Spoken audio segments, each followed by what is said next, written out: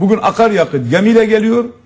Uyuşturucu trafiği İstanbul Edirne üzerinden yapılıyor. Limanlardan yapılıyor. Bunların hepsi kim yapıyor, ne ediyor, nasıl yapıyor belli. Bunun da ötesinde devletin elinde ne bilgi ve belge varsa devletin açıklaması lazım. Mesela Başbakan diyor ki bu işin ucu siyasilere dokunuyor. Yani bir noktada BDP'yi de şeye koyuyor. Ekrana koyuyor. Açıkla kardeşim. Senin elinde uyuşturucu işi yapan BDP'li varsa, akaryakıt kaçakçılığı yapan BDP'li varsa, insan kaçakçılığı yapan BDP'li varsa niye açıklamıyorsun?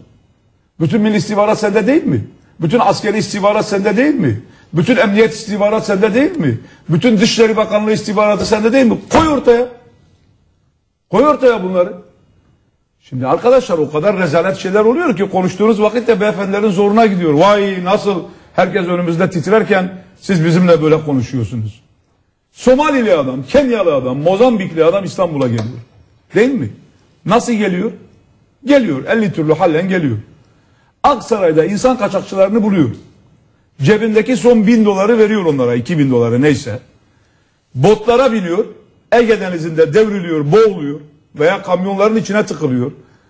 Kenya'dan gelen adam Aksaray'da insan kaçakçısını buluyor. Bizim İçişleri Bakanı, İstanbul Valisi, Emniyet Müdürü Aksaray Karakolu bulamıyor. İzah et bana Başbakan bunu.